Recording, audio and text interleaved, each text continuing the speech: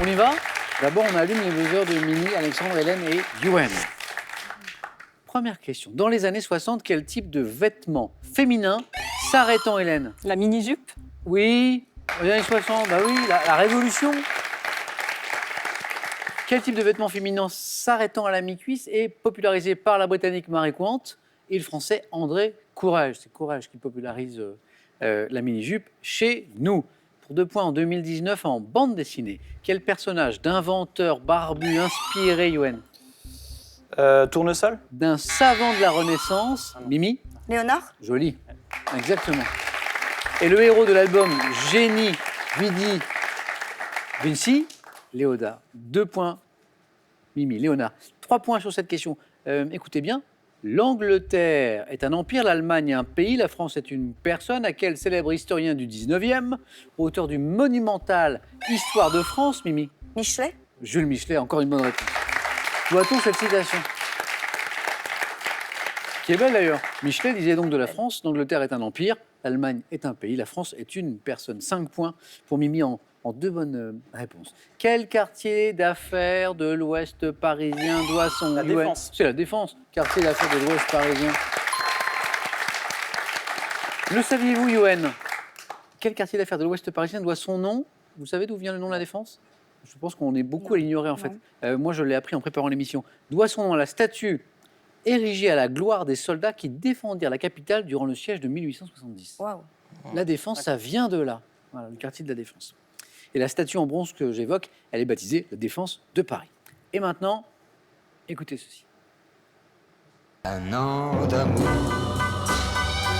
les matins indolents, les soirs de pluie, les vacances et le vent, est encore plein de soleil et de sable. Un an d'amour, c'est irréparable. On va partir de cette chanson, on va partir de la musique et on va arriver au cinéma. Explication. Ce qu'on vient d'entendre, c'est Irréparable, une des premières chansons composées par Nino Ferrer en 63. Sur la bande originale de quel film de Pedro Almodovar dans UN? Talon aiguille? Et la bonne réponse. Oui. Au hasard. Au hasard. UN nous dit au hasard, encore fallait-il me donner un bon film confesse. d'Almodovar, bien joué. Sur la BO de quel film de Pedro Almodovar, dans lequel Victoria Abril disait la suite de la question joue une présentatrice télé, figure la version espagnole de cette chanson. On a écouté la version française, Nino Ferrer, version espagnole. Recordarás nuestros días felices. Recordarás el sabor de mis besos y entenderás en un solo momento. Il y a reprise et reprise. Celle-là est pas mal. Hein. Luz Casal qui chante ici. UN, bien joué. On va en bord de mer. Et je vais vous demander en bord de mer quel arbuste aux petites fleurs roses. UN encore. Le genêt?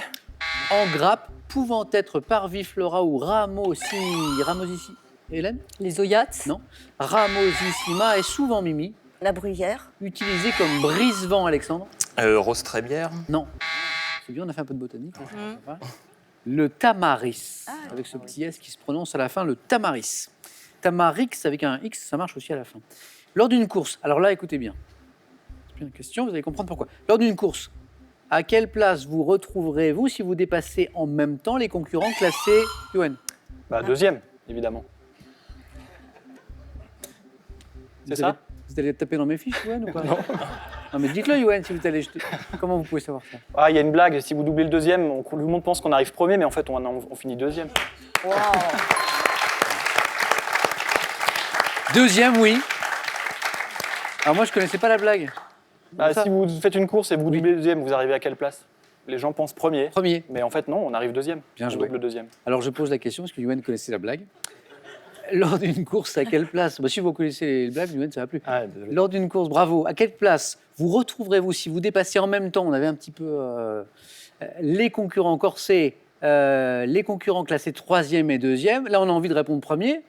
Et non, en fait, on est 2e. De la gastronomie et du voyage. Quel plat populaire au Portugal Et au Brésil, Yuen encore.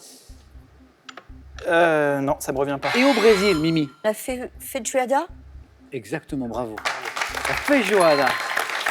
Plat populaire au Portugal, au Brésil, doit son nom à son ingrédient de base, le haricot noir. Haricot. Vous avez déjà goûté peut-être, Mimi? Oui, oui, oui. Bon, Ah oui, c'est très Sympa. bon. Très sympa. 7 points, Mimi.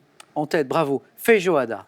En 1929, à quel poète français né en Uruguay doit-on le recueil de contes L'Enfant, Yuen? Neruda? Non, pas Neruda. L'Enfant, Mimi. Saint John Perse. L'Enfant de la Haute Mer. Ah. Qui a écrit L'Enfant de la Haute Mer? Hélène. Supervielle. Jules Supervielle est la bonne réponse. 3 points. Eh oui.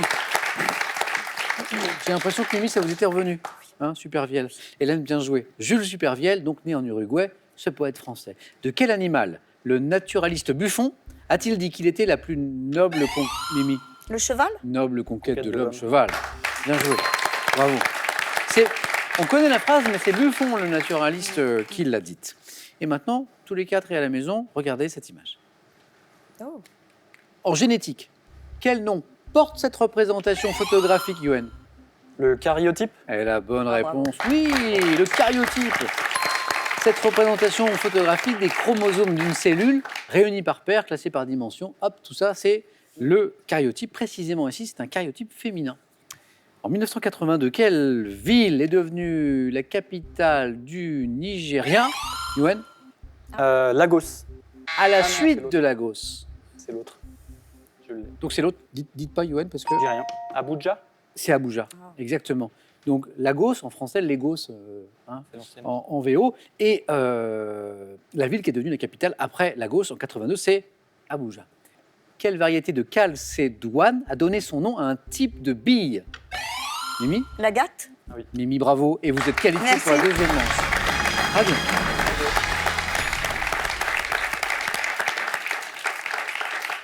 Qualification méritée, bravo Mimi. Et 2 places encore à prendre et 2 points à chaque bonne réponse. C'est parti. En 79, vous l'avez. À quel groupe britannique doit-on la chanson Goodbye Stranger? Yuen? Les Beatles? Non. Non. Extrait, Hélène. Supertramp. Supertramp. Ah ouais. Goodbye Stranger. Extrait de l'album Breakfast in America. Vous savez que la pochette, on voit une serveuse, et des tons blancs, orange, hyper sympa. En 79, je me rappelle cette belle couverture. J'ai failli vous chanter Supertramp, puis en fait non. Goodbye, stranger. It's been nice. Won't you forget? Now you see all of you, all your dreams, all of you.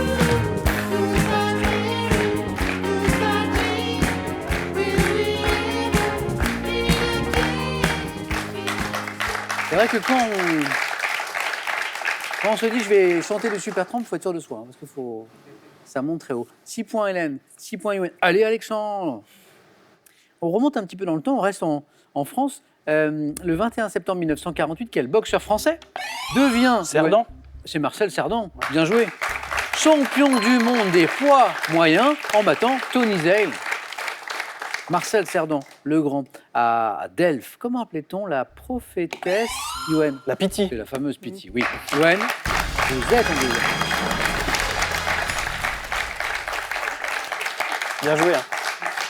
La prophétesse d'Apollon, dont les prêtres interprétaient les oracles, c'est là la Pity. Alexandre, Hélène, tout va se jouer entre vous deux. On joue pour 3 points. Donc Hélène, une bonne réponse. Et vous êtes en deuxième manche. Alexandre, 3 points, 3 bonnes réponses et c'est bon.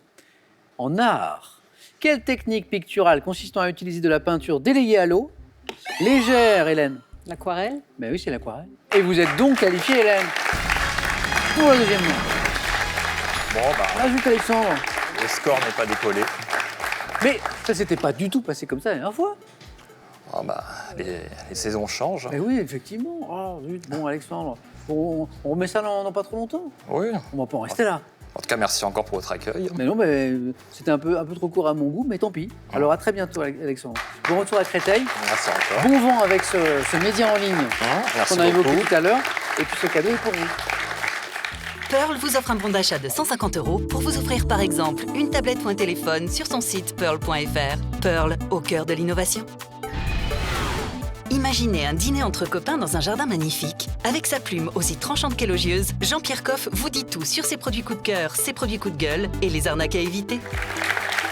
Une histoire de musée pour vous faire gagner 25 000 euros. Question, quel ancien palais parisien abrite la Vénus de Milo? Deux possibilités. 1, le musée du Louvre. 2, le musée Grévin. Bonne réponse, 3243 pour le téléphone et par SMS, 1 ou 2 7 10 20. Et tirage au sort, bien sûr, parmi vos bonnes réponses. Hélène qualifiée pour sa première participation pour le 4 à la suite. Comme notre champion Yoann, comme Mimi. Bravo à tous les trois. C'est parti pour la deuxième manche.